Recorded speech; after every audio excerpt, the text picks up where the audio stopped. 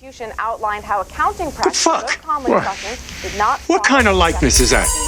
If they were great artists, they'll be in a museum. Evidence today may signal at least one. You fucking father for cartoonists now?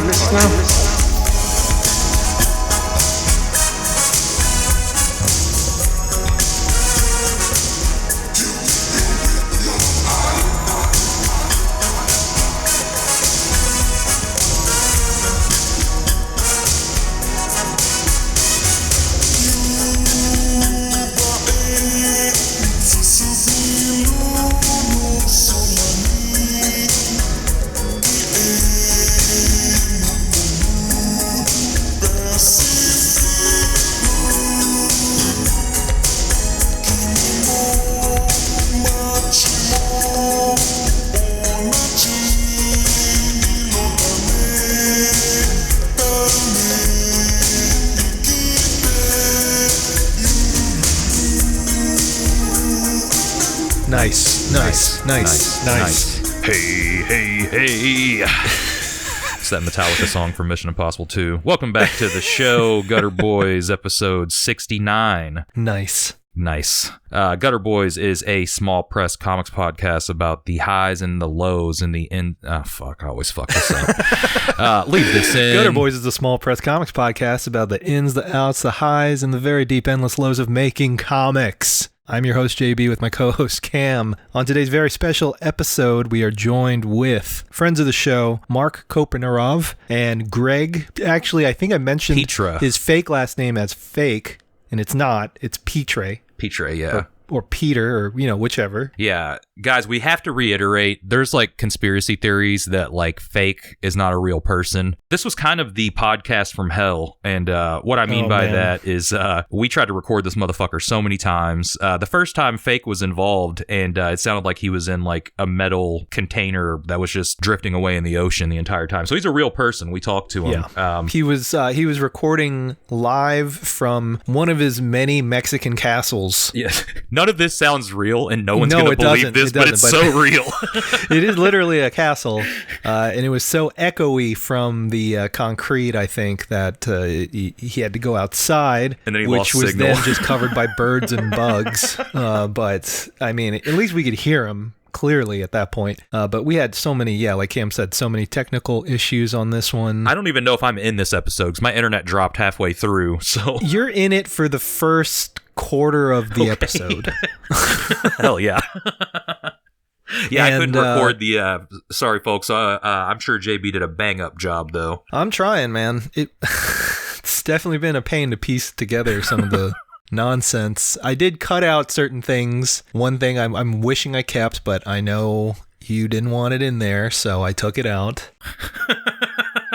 I thought that joke landed, but that's fine. Yeah. That's fine. Okay. But yeah, after all those trials and tribulations, we managed to get it done for the most part. It's a pretty good episode. It kind of goes all over the place. 1 minute we're talking about genitals. The next we're talking about compensation in comics. It's kind of... Printing on newsprint. Yeah, it tracks in terms of the tone of the show. I'll say that. Yeah, I'll say that much. Yeah, hell yeah. It really took us I feel like 2 or 3 tries to even get this, though. I think more than that, honestly.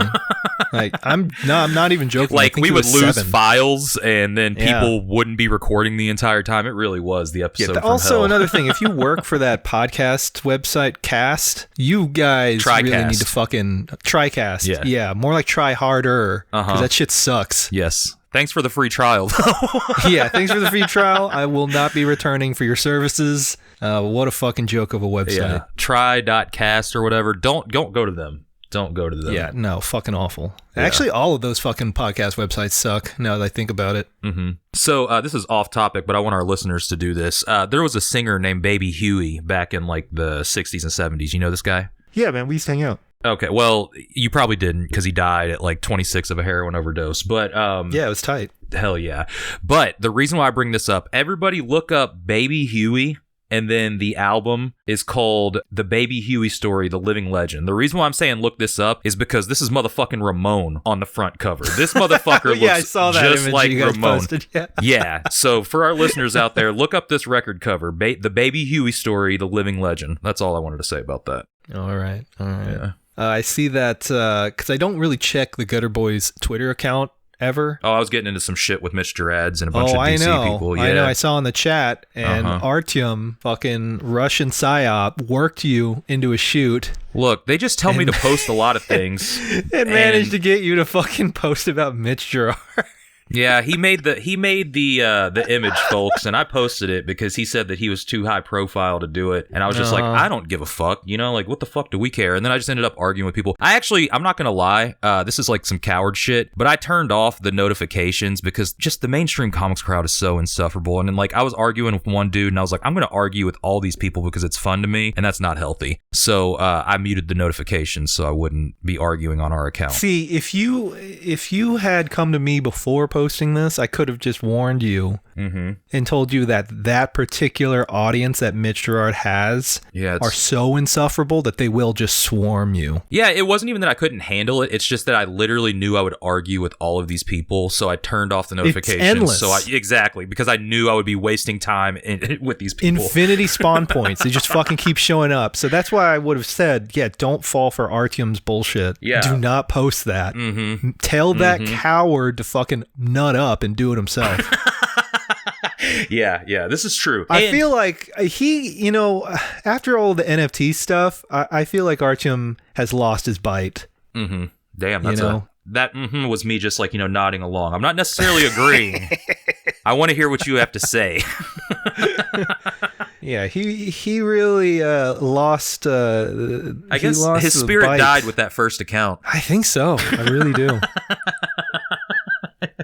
But yeah, fight your own battles, Artyom. Yeah. Go take on bitch Gerard yourself. We're good. But, I will say that, like, that shit is just funny as fuck to me. Oh, yeah, no, for sure. He was comparing himself to Norman Rockwell, for one. Yeah. With a straight face, like, completely serious. Well, and it's crazy how, like, there's a difference between reference photos and just, like, absolutely tracing over photo. And it's crazy how many, like, mainstream comics dudes were like, yeah, this is what we do. This is cool. And I was like, wow, like, I don't know, man. Most people do it because of time restraints, which I understand. Like, I guess I was naive, man.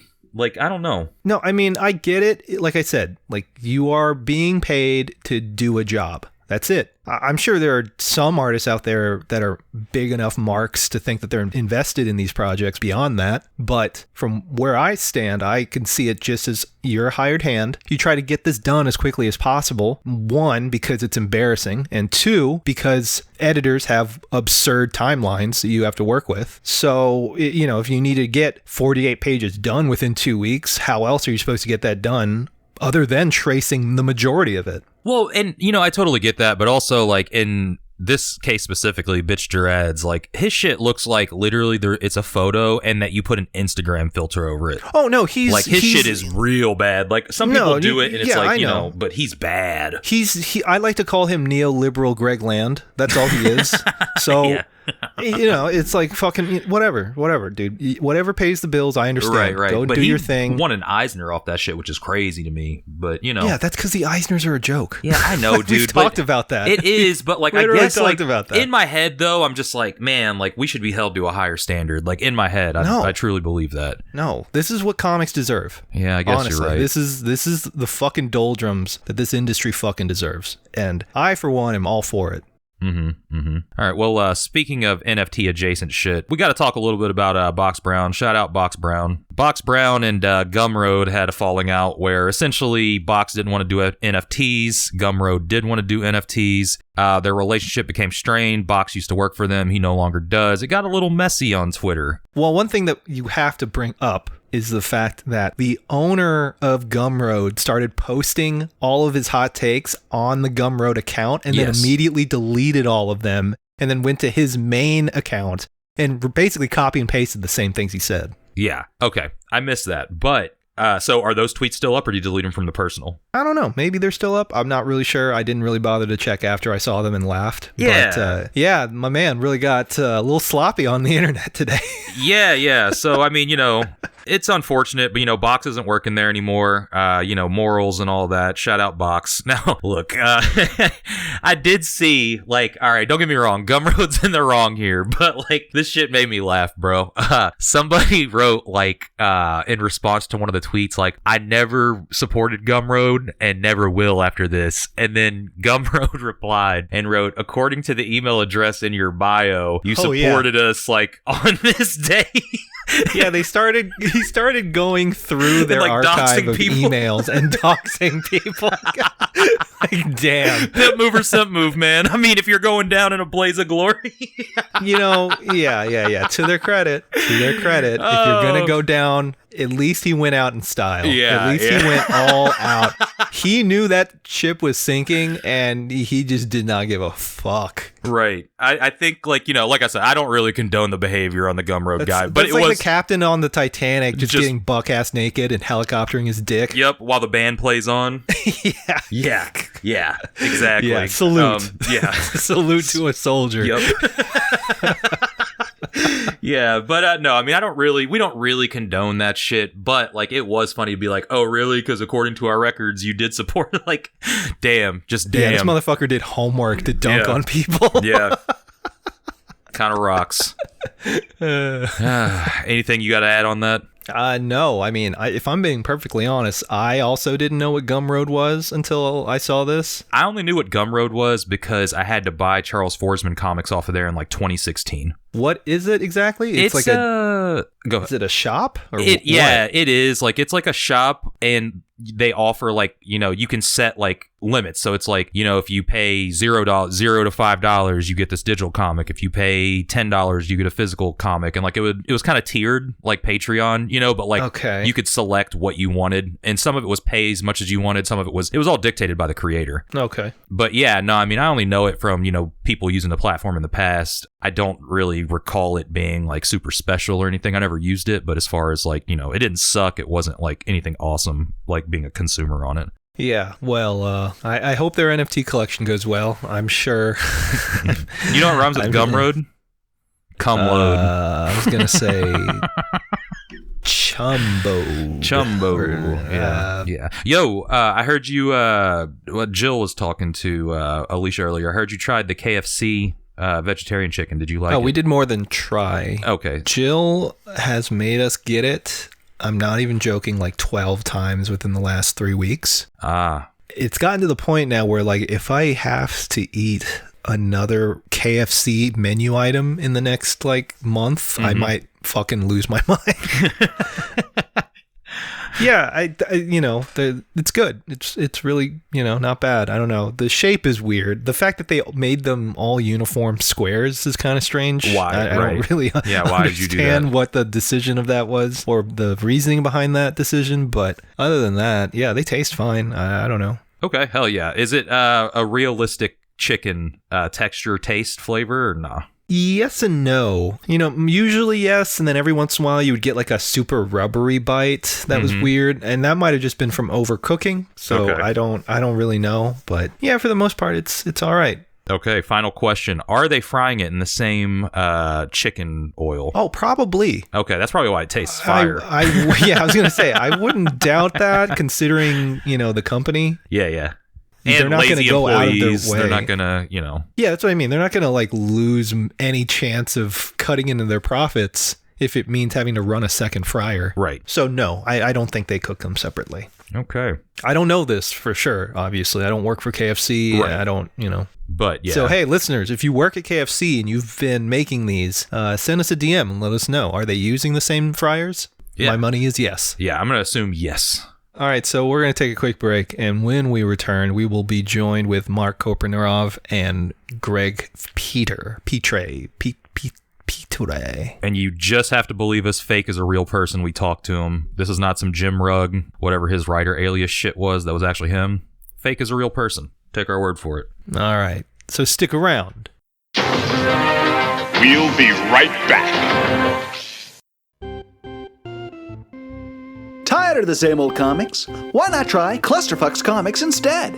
Clusterfucks Comics is a black and white anthology comic zine featuring some of the best underground comics creators today. Creators like Adam Uter, Brian Judge, Isaac Roller, Cameron Zavala, Miguel Aguilar, Dylan Henty, Jared Cody Wolf, Paparotti, Umberto Tonella, Matthew Grant, and so many more. You haven't heard of any of those people? Well, fuck you. Grab a copy and discover their amazingness today, you uncultured swine. The first 3 issues are available now, with the 4th issue debuting in April. So go grab your copy today at kamiscomiccorner.com/comics with an X, or follow them on Instagram at clusterfuckscomics. Clusterfucks Comics. Comics you can clusterfucks with.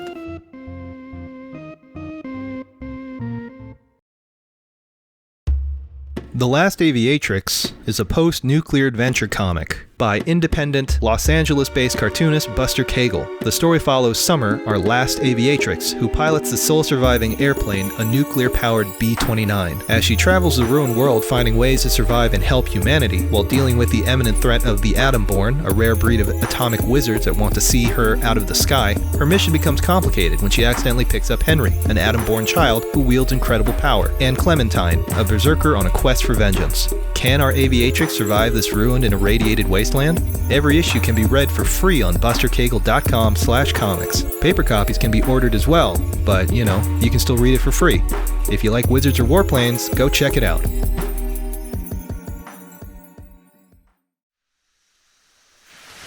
Soggy Landing. Soggy Landing is a tropical island destination full of magic and adventure. Soggy Landing.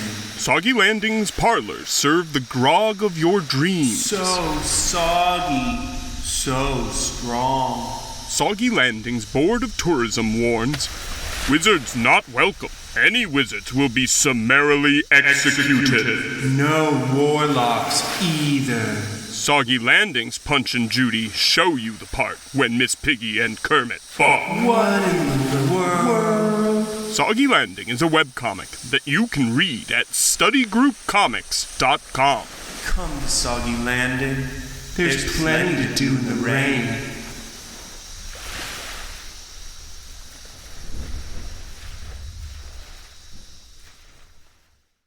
Rust Belt Review is a quarterly comics lit magazine featuring serialized and short-form comics from some of the most exciting cartoonists in the small press scene today. Volume 1 features work from Gutter alums M.S. Harkness, Audra Stang, and Caleb Orecchio, along with work by Andrew Greenstone, Sean Knickerbocker, and Juan Jose Fernandez. You can order your copy of Rust Belt Review today by going to rustbeltreview.org. Enter in promo code GUTTER to receive $2 off your order. Again, that website is rustbeltreview.org, promo code GUTTER. One day, while combing the beach, Ambar and Alana discovered a pair of beautiful medallions. What happened next changed their lives forever. The Santos Sisters will have you laughing from cover to cover as they fight crime, date dumb dudes, and just deal with everyday life as young women in the world.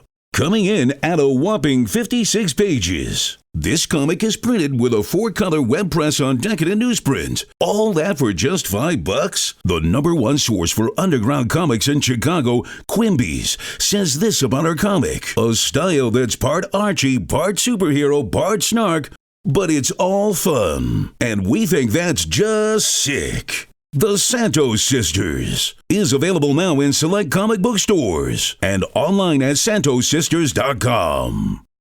Now, back to our program.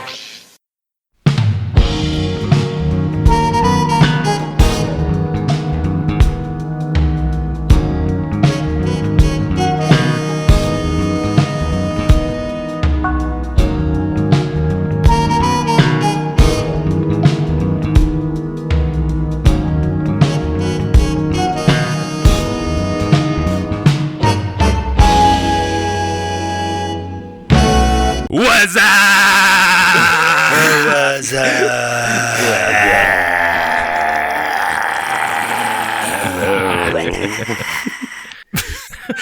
Yes, sir. We are on episode 69. Nice. The greatest episode of all time. We're also joined by 2 of the hottest comic creators right now, as described by the recent Comics Journal article.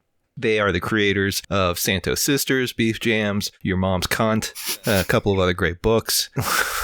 Welcome to the show, Marc Kopinarov and Greg Fake. Thank you very much. Thank you. You said my name so good. Oh, thank you. Thank you. Greg Fake just slides right off the tongue. Yeah. Should be Kopinarov. This is literally the 11th time we've tried to record this interview. Yeah, I feel like I'm going insane. Yeah. This is what it feels like to slowly just lose your mind.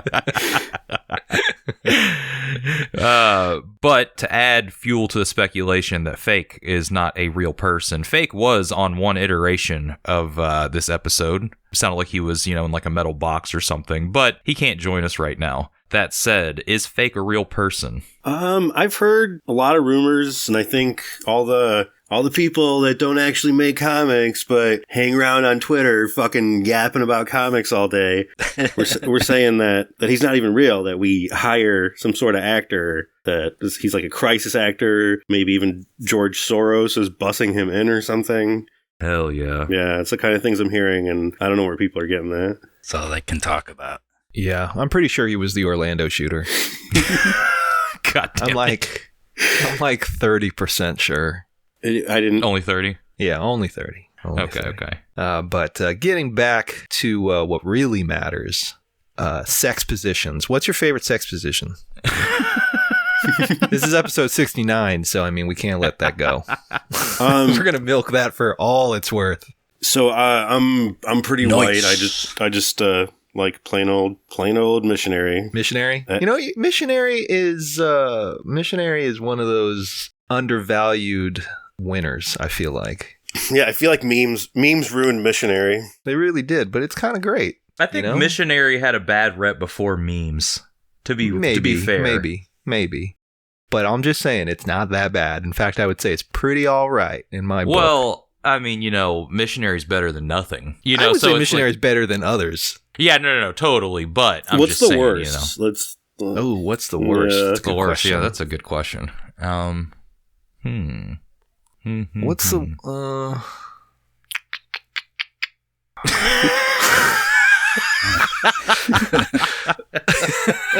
Man, this one's a real head scratcher. Yeah. Sex is like pizza. Even when it's bad, it's still pretty good. Okay? There you go. Yeah, I think that hits the nail on the head. So we're good to go there. But no, let's talk a little bit about your all's partnership. Marc, you're mainly a writer. You have experimented, with drawing recently, but the majority of the work that you've contributed in comics so far has been writing, and you've worked with these guys, Greg and Fake, for quite a while now. How'd you all link up? We met at Wizard World like 10 years ago. They were doing these crazy cardboard paintings would be like girls with really thick thighs and Deadpool masks for some reason, and they'd be saying things like "sup," and we thought that was the coolest shit ever. And then my friend Dave Landsberger and I, great writer, thought, hey, we should make a comic. Who should we do it with? And just naturally, the first people we thought of it was a weird idea, so we thought of Greg and Fake, who were the weirdest dudes we've ever met. So let me ask you a question, because you mentioned before during one of our random interviews that we tried to get through, Greg, that you weren't doing comics at this point, and Marc approached you, and Marc approaching you is what got you into making comics. But why was it that you were trying to sell art at a comic show? What was the allure there? Oh, yeah, right. Fake and I were just hanging out painting, and we just started stockpiling paintings for whatever reason. And I don't think we were painting anything comic related either. We were just doing original ideas. I don't even remember what they were, but I really don't. With big titties. Yeah, I really don't remember. I think we went to the Wizard World that year, whatever year it was, and we kind of looked around and we're like, why don't we get a table here? Try it out. And is this Wizard World Chicago? Yeah, it was Wizard World Chicago. So we just made a big pile of comics, not comics, paintings on cardboard, and then then we did that for a few years, and we just kept at it. Like every con that came into town, we just bring our big pile of paintings, and I don't know, it was something to do. something. Were you doing pretty well? Like, were you selling pretty well at these shows? At first, no, but we got kind of better at it, or more of a coherent style, I guess you could say. Mm-hmm.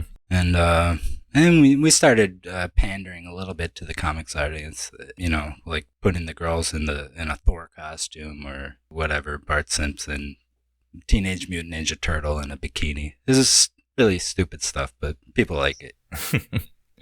So, you mentioned so obviously there's the partnership there of Greg and Fake. So what is the dynamic like there? Are you all like both splitting art duties? What's the creative partnership like there? Yeah, we would trade off. Fake would normally do the pencils. It was like a 4-step process. He would pencil them in, I would ink them. He would flat the colors in with marker, and then I would do the renderings with paint. What about now with the comics? Is it still somewhat similar? He's penciling, you're inking? No. Now Fake's writing. Fake's the writer. We're I guess co-creators or whatever, but Fake writes, and then I handle the art duties. The coveted artist to writer pipeline. Yeah, I love it. It's called getting paid.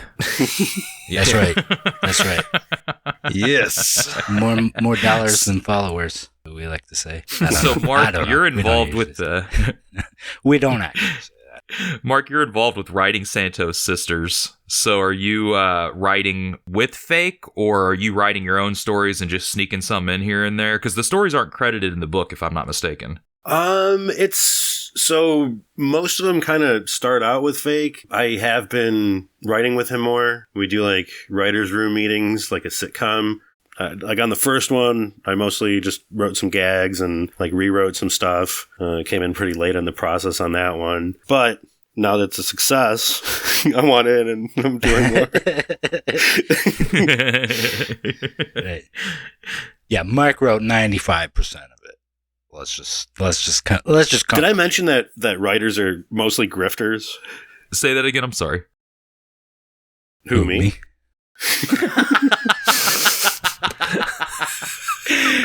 I didn't hear your line. You said something about writers, Mark. Oh, me. Yeah, I just said, I mentioned already, writers are fucking grifters, man.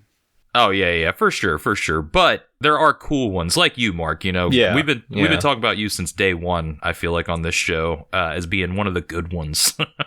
Yeah, I specifically feel like you purposely waited 69 episodes to talk to me. And I appreciate that so much. It is fate, I think, but it was like, it wasn't planned, but it makes so much sense. Yeah, I think so. It's beautiful. Yeah, you're my favorite snake oil salesman. Thank you. Yeah, no problem. I work hard at that. Someone's got to fucking do it, right? These comics don't write themselves. That's true. That's true. Speaking of writing comics, obviously people may be familiar with your previous work on Beef Jams. The tone is kind of shifted, obviously, since it's sort of a different animal altogether. How would you compare writing, on Santos Sisters versus how you approached writing Beef Jams? So yeah, there are definitely completely different vibes, I guess. I would say. Yeah. I mean, there's a follow-through line through all of them in that, there's a very particular sense of humor, but I would say, yeah, the tone and whatnot is different. Yeah, one's dudes rock, and then the other is kind of, just like girls rock. Yeah, girls rock. Yeah, I think Santos Sisters is a bit broader, whereas Beef Jams is like a kind of like a buddy comedy, and I mean it's about basketball mascots just horsing around. It's like the Cum Town of comics. Nice. Hell yeah. I would say maybe to compare it to a TV show, Beef Jams is more eastbound and down, whereas Santos Sisters is a little more, I don't know. Cheers. There you go. Yeah, we'll go with that. Cheers. Cheers. Golden Girls. That's fair. Yes. You should have Ted Danson in your book. I think that would improve it quite a bit. Yeah, I don't know. I can't. Ever since Ted Danson did blackface, I can't fuck with him. Yeah. I thought that'd be more of a reason to have him in your book. Jesus. Just have Ted Danson doing blackface in your comic for no reason. Well, I guess if Whoopi Goldberg said it was all right. There you go. That'll never pass the sensitivity readers. No, not these days. Never. Like, no joke, unironically, Sister Act is maybe, like, definitely in my top 5 I've never seen it. Is it actually good? I don't know, but like when I moved to America, it was only VHS we had. I knew in my head I was like, this is gonna be some immigrant shit for sure. Well, Mark, can you do any Can I do what? Can you do any lines from Sister Act? It's like, actually been a while since I've seen it. Did you watch it so many times that like you can recite parts of it? Yeah, but when I was like 10, so that's long since faded. But Mark learned English from Sister Act. Well, it helped. It sure helped. I talked like Harvey Keitel for a while. Oh, that rocks. Hell yeah. So let's get a little bit back on topic. The new-ish book, Santos Sisters, there was a one-time printing of it, and I said ish because there was a first printing, but it's about to get reissued via Floating World. Is this a completely new edition, or is this just a new distribution deal with more to come? It's a completely new printing, but it's the same thing. But yeah, we ran second real printing, low on, guys. Yeah, well, I guess it's technically a second printing, but it'll be Isn't new it? to what? Technically and generally second printing. All right, well, I guess we'll say it's a second printing, but You should. That sounds cool as fuck because it means that you sold out of the first one. Yep. You should know, man. You're a grifter, right? yeah, a writer? fuck, that's a good grift. Yeah. Come on, man. All right, so it's our third printing. There you go. What the fuck was the question? I don't even remember, dude. I was trying to set it up about you taking it to Floating World, and is this a new edition? Yeah, will there be any differences between this version and past previous versions? Nah, same thing. Just Okay. yeah, new printing. Yeah. And what's With coming the- next? Go ahead. Sorry. Go ahead, JB. Sorry. Oh, I was gonna say with the Floating World comic logo on it. That's really the only difference, right? Yeah, and there might be like a barcode. So if you already got it, Okay. Then- Sorry, go ahead, Kim. No, Greg just did a so there is a difference. What's up? What did I say to? I don't remember. Sorry, short-term memory. He said there was no difference, and you go, Oh, yeah, no. Well, maybe a subtle difference. I always liked that collecting comics as a kid, like the difference between first printing and second printing. Remember? Sometimes you get like a silver, like instead of a white background, you'd have a silver background for the cover, or second printing would have the UPC, or sometimes the reverse. Remember, Spawn number 2 was like, if it had the UPC on the front, it was worth more. Right. so once this hits the Wizard Price Guide, we'll do something to make the first printing like more collectible. You know what I mean? I like that stuff. Of course. hell Okay. yeah. Okay. All right. One thing that I feel like people raved about was like the feel of the book as a physical object. Are you all printing the same exact like paper stock, using the same printer, etc.? Mhm. Yeah. Hell Yeah, yeah. I love that printer. Yeah, I feel like that is one thing that like kind of made it the whole package, because it was printed like an old comic. It felt like an old comic, but it was a new comic. So, you definitely captured that mood that I think that you all were going for as a reader. And I think that you all knocked it out of the park. I mean, I'm sure you all get blown up all the time about, hey, where'd you print this?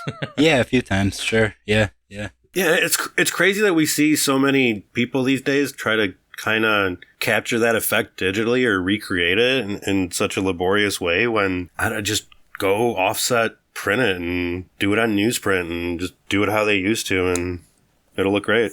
Yeah. Well, I've done that too. Like try to capture the old, all the bend date dots and registration errors and stuff like that. So you're intentionally setting up that shit. Well, I mean, like before this comic, like however you printed, kind of mess it up digitally so it looks like it was offset print, and that there were registration errors, like the cyan is like sticking out from behind the magenta and all that kind of stuff. Right. And actually that caused a little bit of a problem with this run, because I did that on a couple of pages, and so I think I was giving the pressman like a headache, because he's trying to get the registration right, but the file was actually kind of fucked up on purpose, Yeah, so like you're like making him do his job wrong. Right. So it's probably just like fucking with him, yeah. Yeah, you don't want to piss off those guys too. I saw those guys. You don't fuck with those guys. No, yeah. So this next printing, I'm actually going over the pages again to make sure it goes a lot smoother, because they work hard. They're like watching the machine run the whole time and making little tiny adjustments to make sure that all the plates are lining up and all that. So if I can make their job a little easier, I'd like to. Plus, it wastes a lot of paper. Yeah, and this is a local printer to Chicago, or where are you all printing these at? Yeah, it's out in the suburbs. Yeah, Of Buffalo Chicago. Grove. Hell yeah. So I can't remember what we've talked about like on this episode versus the other ones. It's all blending together, yeah. Yeah. JB, take over for a little bit. Okay. Okay. All right. So yeah, let's talk a little bit more about Santos Sisters. Where did the idea come from for the initial idea for the story? How did you guys go about developing this thing? And in terms of who was going to be doing what, was that pretty much just kind of, did that organically just kind of already happen or fall into place, or how did all that work? Let's see. Fake came up with the Santos Sisters. He came up with them and pitched it to me. Well, let's see. How did this work? Tell the people how he came up with them. Where do you get your ideas? Are they based on real people? There's a real story, and this isn't going in the show. There's a real story, and then there's the way I'm about to tell it. It was a dark, stormy night. No. I'm gonna start over. You're gonna take it easy on me. You guys gonna take it easy on me and edit this to make it beautiful. Thank you very much. No, this is all staying. So we can't tell the real story though. No, Mark. Maybe we'll tell him offline, but no, absolutely not. Okay, well, it's too weird. It's too weird. Yeah, we'll tell you. See, now you're building it up too much now, where we have to know. Well, I guess, folks, you'll never know. We actually can't tell. We actually can't. Like legally, I don't know. That's why. Yeah. Legally, we can't. Oh shit! Yeah. Wow. No, the Santos Sisters, like, there's the character of Madame Sosostris. Like, we already had her as a character. We have her as a character, like a bunch of characters that just have been bouncing around with no stories of their own. Do you guys ever do that? Just make up characters and have nothing to do with them. Yeah. Yep. So initially, I wasn't gonna draw it. Fake and I were just brainstorming on these characters and on the stories and like what to do with them and stuff like that. We come up with them. We did all the concept art for them, and we were originally gonna hire a different artist to draw them because I don't remember why, but I think Fake didn't think I could. I need a sip of water. I can't tell the story. I just can't do it. I can't do it. Give me some softballs. I don't know. How do you come up with stories? I don't know. How do you draw? I don't know. Okay. What's your favorite pencil? Pencil? I like F. F's a good one. Okay. And what brand of eraser do you enjoy the most, and why? I like the little pink ones that stick on the end of them. Oh, the classic one. Okay. Yeah. Gets too low, you just pop on a new one. Yeah, none of this bougie fucking kneaded eraser bullshit. Oh, those come in handy. You guys use those kneaded erasers? I used to. I use those little white cubes. A Stad, I think, or something with an S. Statler? Statler, yeah, I've got one around here. They're cheap as shit, bro. But I've got one around here somewhere. I'm looking through my desk right now trying to find it. But yeah, Statler, yeah. Those are the white ones, yeah. Yeah. Yeah, what? Yeah, those are good. Nice. Do you enjoy making spaghetti? How finely do you chop the garlic? Is this turning into a Sopranos podcast finally? Biggest question is, do you serve the spaghetti with the noodles and the sauce mixed already, or do you serve them separately? Oh yeah, you slap the gravy right on. What about you, Greg? Separately. I like to measure it myself. Yeah, I do separate, but I end up mixing. It starts as separate, then I mix it, but I like to put, how much I want on there. I see. Yeah.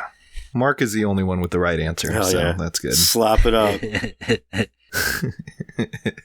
All right, well, Mark, let's talk about your genitals. Okay.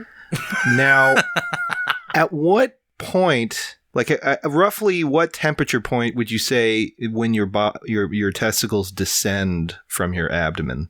Fahrenheit or Celsius? Because you got to remember, I'm European. Both. This is an international podcast. Oh, now, right. That's right. So, we got to cater to all the different kinds of listeners. Yeah, shout out to be quote unquote politically correct. Shout out to all our mates in the UK. So I would say maybe at what point we're talking. What point I'm dropping down here, or retracting? Yeah, roughly. No, descending. Descent. Yeah, I guess we would start initial descent at somewhere around 92 degrees. I guess. Oh wow. Okay. Is that a lot? No, that's pretty low. I would figure your balls would descend, at a very higher body core temperature, but I don't know, maybe you're built different. Yeah, no, always fucking flopping. Very good. Episode 69, folks. It's a real thigh slapper. Yeah. The episode, I mean. Cam's given up. He's just trying to call. Hey, you gave me the reins. This is yours. This is your fault. I'm just saying. At least we haven't said any slurs in a while, right? Yeah, it's only been like 20 minutes, so that's good. That might be a new record, actually. Let me write that down. Anyway, yeah, so for writing the story, what's that about? What's writing? What are your plans with the story, going forward? Because obviously issue 2 is in the works. Mm-hmm. I'm assuming there's other stuff planned out beyond that. What can you give us some hints about what's going on there? It's probably just going to be more of the. It's better if Mark just talks. No, go ahead, Greg. Go. Well, I mean, come on, shoot from the hip. Shoot from the hip. Come on, let's go now. Do it. Yeah, what do you got, now, Greg? Go. You can do this, Greg. You got this. All right, ready? Woo! You can do it. Yeah. Greg. See, the crowd's ready. Come on. Yeah. So I don't know. It's probably just more of the same. Just little short, funny stories. That's about it. What do you think, we're not looking to reinvent the fucking wheel here. Nah. Okay. No, so yeah, it'll be more of the same. I mean, maybe in the future we'll do some like epic crossover events, but for right now we're keeping that actually that's a good point. That brings me to the next question: is there any chance of the Santos Sisters world overlapping with the Beef Jams world? Good question. Yeah. I guess I would say it isn't impossible. I could see where their worlds would meet. Sure. Then we'll find out who rocks, dudes or girls, or the chicks, right? Yeah, chicks versus dudes. Yeah, it could be a basketball tournament. Oh, that's already happened actually, right? There's been a basketball game against genders. Yeah, that story you did was kind of, I guess, Beef Jam's paying reparations to the fair gender.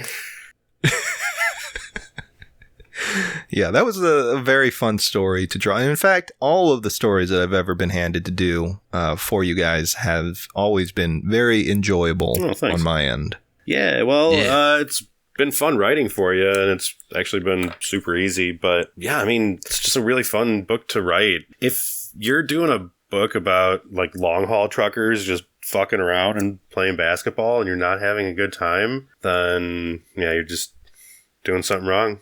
Ain't that the truth, brother? Hell yeah. So has writing Santos Sisters for you, has there been like a learning curve in terms of changing up how you approach the story? No, for the most part, we just steal episodes almost verbatim from are you familiar with the sitcom Mike and Molly? Yes.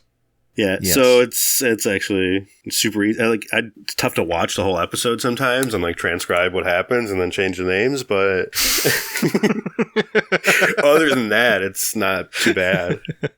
I hope somebody just ends up watching a bunch of Mike and Molly to fucking try and catch us up. What about you, Greg? Do you have any personal favorite sitcoms? I'm going to speak for Greg, and I think he might have gotten kicked off. Just you and me, huh? I think it's just you and me now. The last two. I knew it would end like this. Hell yeah. We're the strongest, so it only makes sense. Man, yeah, this really turned out to to be like a real battle of attrition.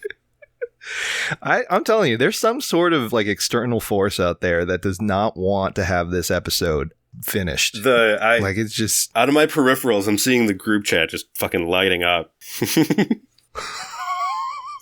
Yeah, Cam got kicked off, and now Greg's off. This is a real shit show, which is fitting for episode 69. Yeah, our 7th take, I believe. Yeah. I mean, this is it. We're not doing it again. I'm just saying. Yeah, so I guess whatever we get, we get. Hope everybody's learned a lot about the Santos Sisters and about writing comics and about drawing comics and about what fucking printer to use when you want your comics to look a certain way.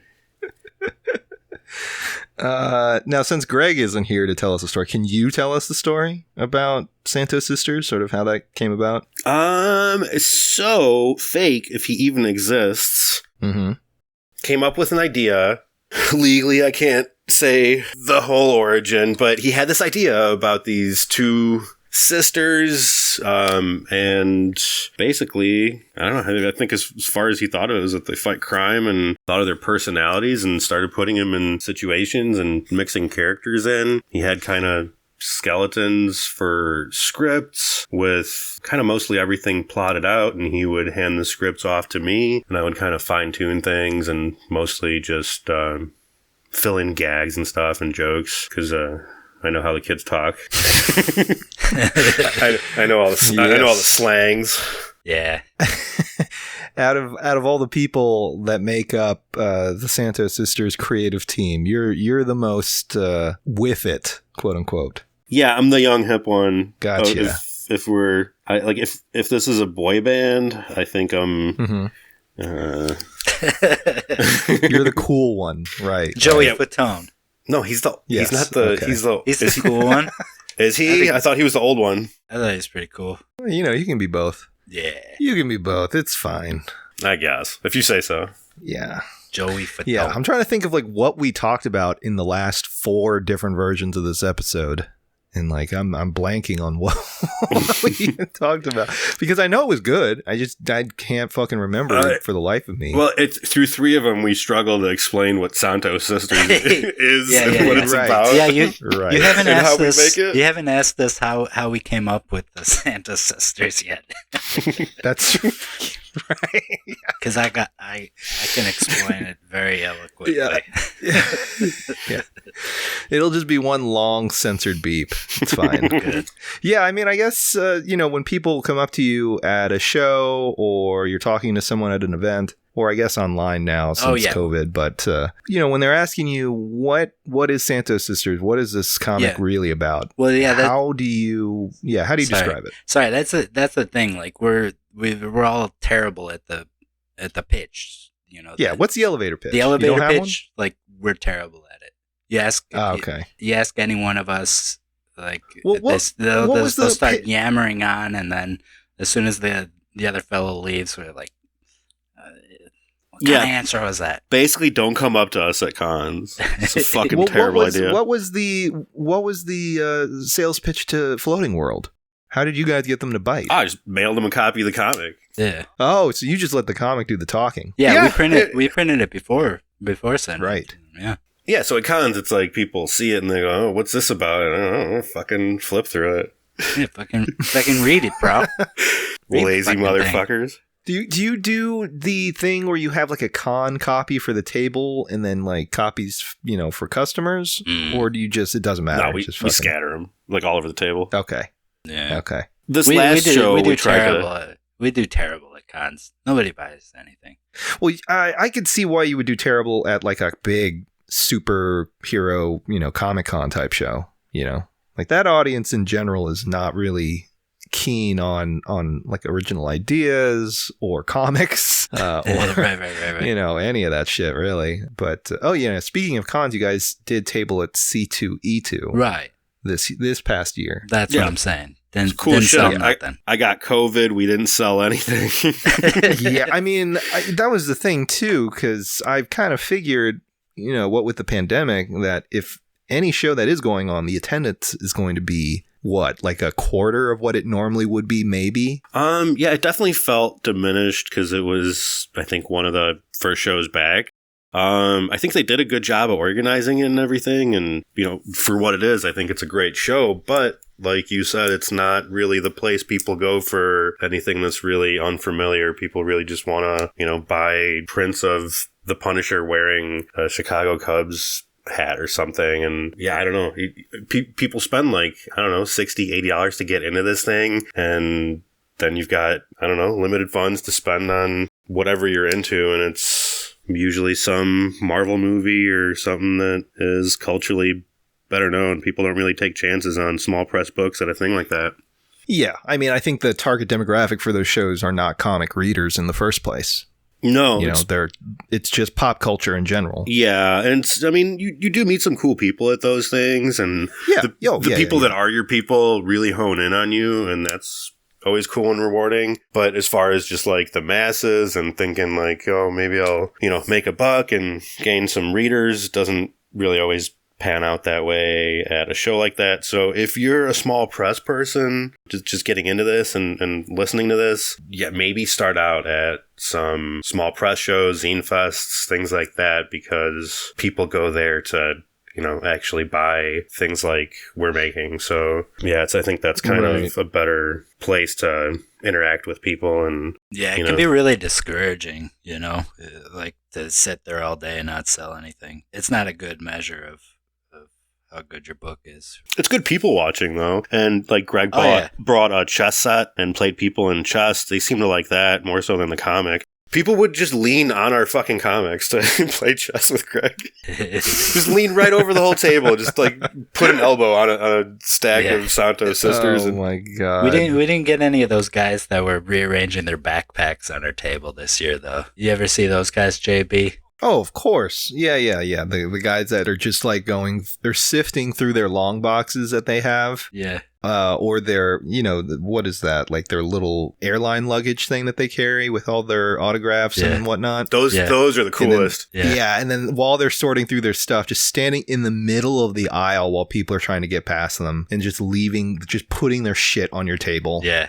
My favorite are the people that are so serious about the whole thing that they have like the backing board of the comic, the sleeve has a hole cut out for somebody to like sign it so that you don't have to take it out of the bag and board. I saw that. Yeah. That's some intense shit. That's dedication. Hardcore. I mean, I'd imagine also that's a lot of like resellers, right? Like people flipping that stuff online. Yeah. You would think if you're trading for other stuff, collectors. Yeah. If you need it that pristine, I guess. Yeah, it's you're not in it to read it probably. Yeah. I mean, I think the dead giveaway is when your comics are in better condition than the clothes that you're actively wearing or, your bathing status at that point. That's usually a red flag. Yeah, let's just say some of those sweatpants aren't in mint condition. Yeah, very fair would be giving, I would say, at that point. That's a VF for all you comic fans. Anyway. Yeah, I mean, I'd imagine doing those shows now, especially, you're diminishing even more so the type of readers that would potentially be interested in picking up your book in the first place at those types of shows. Because I feel like the people that are going to those shows that actually do want to read new comics or are interested in the medium in general, with the pandemic going on, they're not going to fucking risk getting some kind of virus just so that they can wait in line for 2 hours. I just don't see that happening. No, I mean, and I guess people who kind of read comics like we make, for the most part, I think since the pandemic started, have been doing a lot of their buying online. And yes, very much so. Yeah. Yeah, that's been really great for us. I mean, we've been selling Santos Sisters all over the world already, and yeah, the internet's been real good to us. Just sold one to a guy in Spain. What's up, Carlos? Oh. Shout out, Carlos. Hola, Carlos. Muy bien. Yeah, I mean, that's definitely a point that's been coming up with our past guests, how 2 years into this, a lot of concern was we can't do shows anymore, but then online sales jumped up with numbers, which is great. A lot of cartoonists are able to sell their books directly to people online and still get their work out there and make a few bucks here and there. So that's pretty promising. It's not like they're making tons and tons of money. We're not talking Scrooge McDuck types of money, but they're doing okay for the most part, which is good to see. It's reassuring. Well, I think industry-wide, the pandemic has had some like really interesting ramifications. Like, for example, us being listed in the Dime catalog. I mean, obviously we're with Floating World, who's really established, been putting out great stuff for years. But if you flip through the Diamond catalog now, since DC is no longer a part of it and a lot of space is freed up, I think it's opened up a lot of space for smaller press publishers and books to get in there and kind of get a wider audience at comic shops where, otherwise you would kind of have to cold call and try and self-distribute. Yeah, no, that's definitely true. All right. I know we kind of touched on this earlier, but there's always been this kind of air of mystery around the Greg and Fake handle, right? Like that's something that so many people are either confused about or are curious to learn more about. Greg, do you want to shed light on that or no? It's not too huge a mystery. Fake and I have been friends for a long time. We've been friends since art class in high school. He is a real person. I don't know. What is there to say? Pretty chill. He's a nice guy. We're not like trying to like mysterious. Yeah, I guess we're weird and everything. Like, well, I think, going by one pseudonym for two people, I think that's what causes some of the confusion. Yeah, I guess that makes sense. If like one guy doing it, it's not so weird, but like half a team doing it, it's like, what's going on with that? And, like you said, the roles change in terms of what you guys are doing. Yeah, I guess that's true. I was kind of surprised that like Fake was able to come out with these writing skills. Is that something you would ever be interested in doing, writing more? Me? No. I mean, I appreciate the craft of it, and occasionally I put on an editor's hat and we'll swap out a few lines. Right. But like plotting and outlines and all that stuff, I don't really have a knack for it. It would take some time. Right. Okay.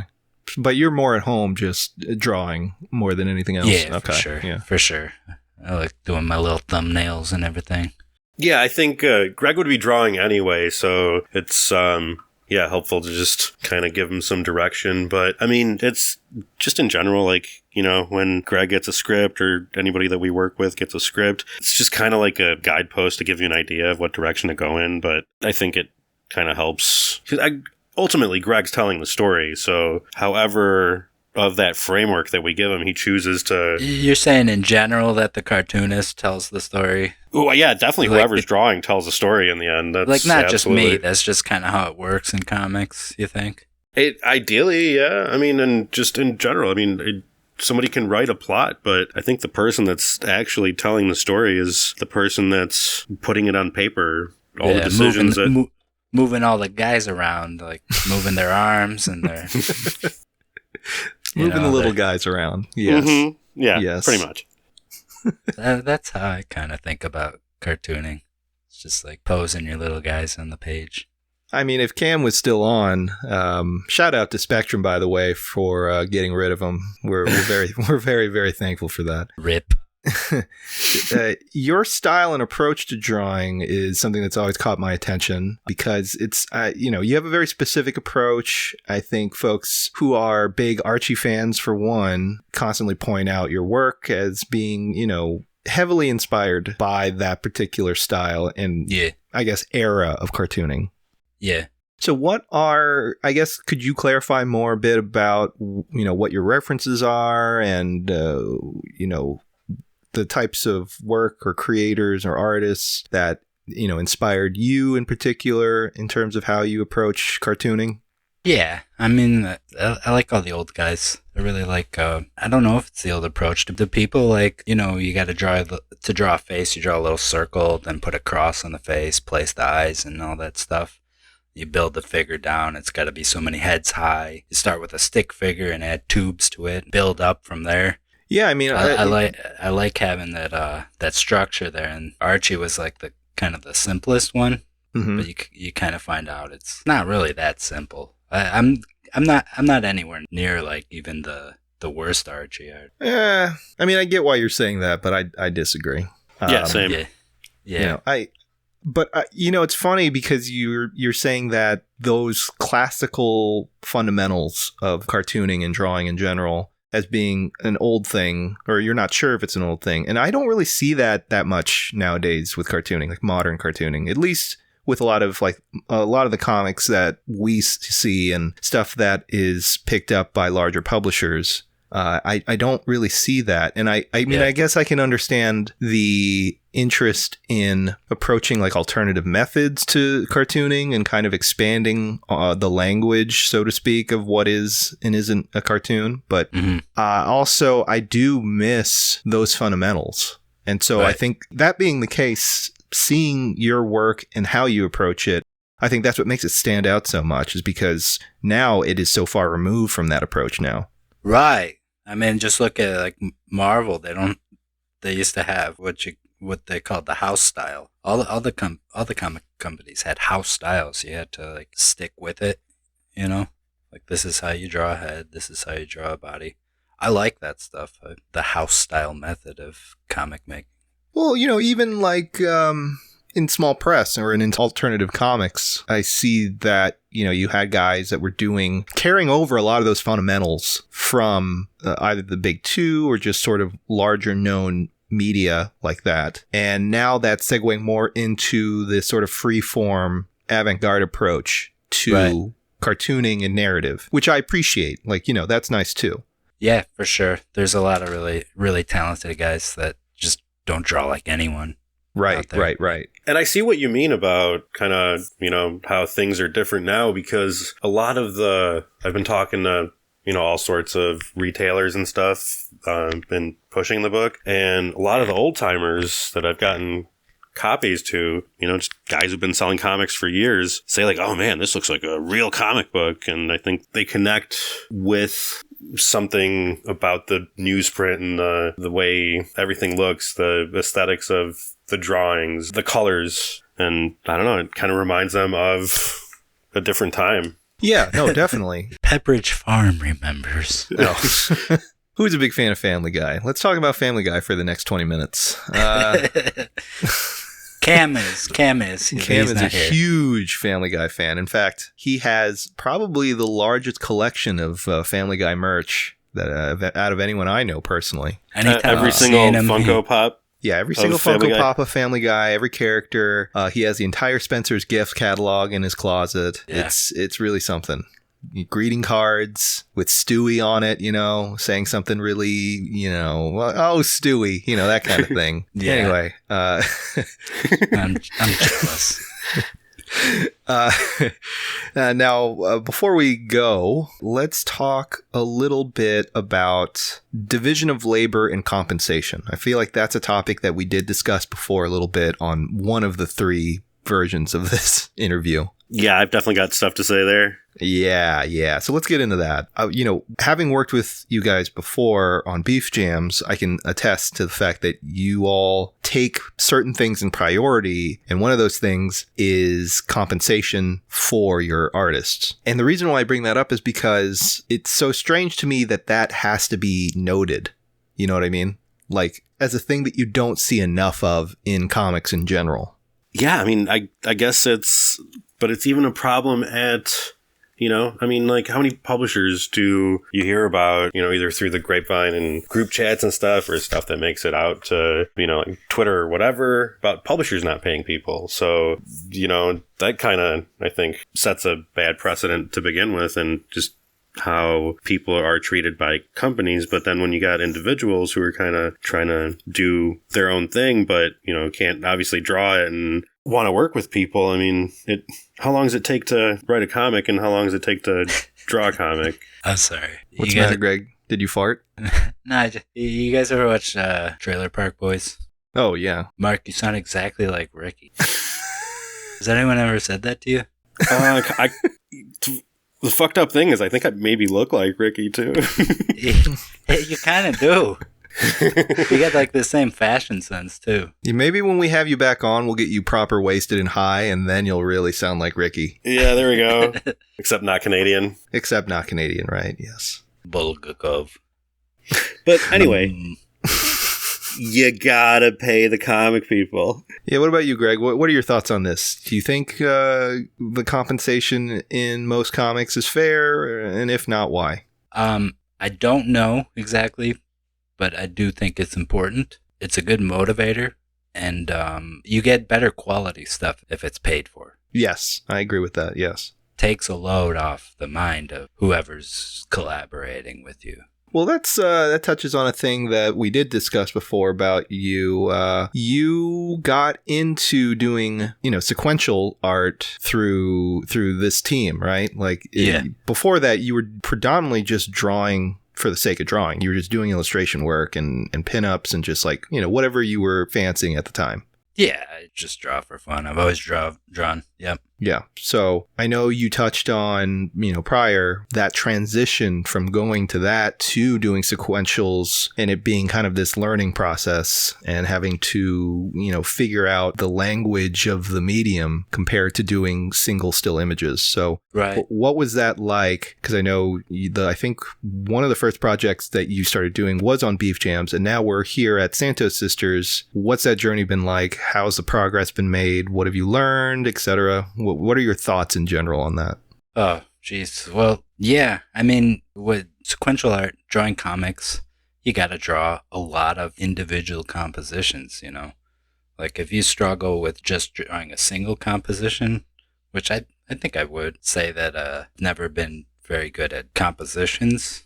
I'm more of a doodler, a sketcher kind of guy, So you got to learn to work efficiently. Like we were saying before, when you have the structure of things, those things can move a lot more smoother. It still takes a lot of time, but it's not as much time thinking if you have a proper structure in place. You know what I mean? You just kind of apply the equation. Yeah, and I feel like you always kind of approached it very naturally. Like it seemed to have just come to you very easily. And I know that's not the case. I know you, as you stated before, there were some difficulties and, issues getting used to drawing comic pages compared to single images. But, I think because of those fundamentals that you have a interest in, I guess we could just call it, old school fundamentals or whatever, that carried over into your pages.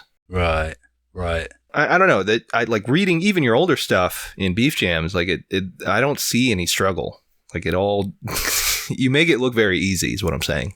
Yeah, hopefully the quality has gotten better. I've improved like things like line weight and consistency. I struggle a lot with consistency from panel to panel. Like sometimes I'd have a good panel and sometimes I'd have a sloppy panel. Yeah, I'm the same way. Yeah, so it's now it's like the sloppy panels. I'm trying to bring those up instead of just like saying, I can't figure it out. Just maybe no one will notice. If I notice, I try to fix it. Yeah. Well, I mean, with Santos Sisters, I think you figured it out. I mean, I'm getting that you're saying that that's not the case. I'm saying as the reader. Yeah. That yeah. The most consistency. Most people don't notice your errors. That's true. Yes, but as a reader, the consistency is there, and I think that there's more of a complexity too compared to the Beef Jams pages. Now you're getting fancy on us. Beef Jams, that was like 10 years ago since I did that. You've actually done more Beef Jams pages than I ever did. That can't be right. Yeah, it's actually true. Is that true? Okay. Mm-hmm. Yeah. But yeah, I mean, Greg's definitely, I think, leveled up since then in what he's doing, and I definitely think he's got everything down so much tighter in terms of style and approach and everything. So yeah, I think he's in a really good place. Comics down, Pat. Call my shit Patricia. Yeah, no, I mean, the book is great. The writing is super sharp and funny, and the art is fucking top notch. I think one of the nice things about Santos Sisters reaching a larger audience now, thanks to, direct-to-market distribution from Floating World, is that I think more and more people will finally, catch up with the rest of us in terms of, noticing and enjoying Greg's fine craftsmanship in those pages. Yeah. Hey, I really think a lot of people have been super supportive in getting the word out. And yeah, it's been really awesome. So, hey, thanks to everybody who's spread the word so far and supported the book. I mean, yeah, it's been overwhelmingly positive, and we're excited to make more. It's really awesome to be working with Floating World. I think it's, compared to kind of some of the experiences you hear about, some of the experiences we've had. Yeah. I think it's a very ideal way of working. And Jason from Floating World is really awesome to work with and supportive. So yeah, we're really happy to be a part of that. Awesome. Yeah, well, I for one am excited about the next issue of Santos Sisters and to see kind of where this journey takes you guys, and hopefully seeing more and more work from you all. Yeah, it's you guys got a hit on your hands, I think. My main goal is to blow up and act like I don't know nobody. Thanks a lot, JB. Thanks a lot. We appreciate it. Of course. All right. Well, fellas, where can people find you online if they want to gang stalk you? Ideally, just stay the fuck away from me on the internet. But if you absolutely have to track me down for whatever reason, it's Cram Backward on Instagram. I don't fuck with Twitter. But if you want to buy some of my stuff, it's fuckaroundandfindout.bigcartel.com. Mark sells dirty haikus on his website. I was just gonna say, filthy. Yeah, your haiku book that you debuted in Columbus after the retreat was really special. I didn't, a lot of people just kind of came up, flipped open to the first page, instantly closed it, and then didn't know what to do, and just kind of got nervous and uncomfortable, and then I got to tell them about Santos Sisters, which is perfect which transition. Is a huge tonal shift, I would imagine, yeah. I would have just locked eyes and smiled and not said anything. Yeah, I tried that too. It was a hot day. I was kind of out of it anyway. Thinking back on it, though, actually, that's where we debuted Santos Sisters, and just because you were tabling next to me, I think you and Cam were the first, people to officially see Santos Sisters. So yeah, that's right. Yeah, you guys were in from the ground floor. Yeah, and it was a hit pretty much immediately. I feel no. We were fucking. I mean, I don't know, Mark. You were there. We were vehemently into the book, and sharing it with the rest of the groups, and everybody else was just singing praises on that book. So nice. Yeah, it's not surprising that it's picking up speed now. Oh, thanks, man. Cool. Yeah, of course. You guys have any last words before we get the fuck out of here? Nope. Oh yeah, Greg, where can they find you online, by the way? Yeah, we didn't get that. Greg and Fake on Instagram. gregandfake.blogspot.com. And we also got a Big Cartel, also Greg and Fake. You can Google us. You can Google Santos Sisters. Yeah, just fucking Google it. Jesus Christ. There you go. Yeah, do some work, listeners. Yeah. Google or Bing or DuckDuckGo, whatever. That's Jesus.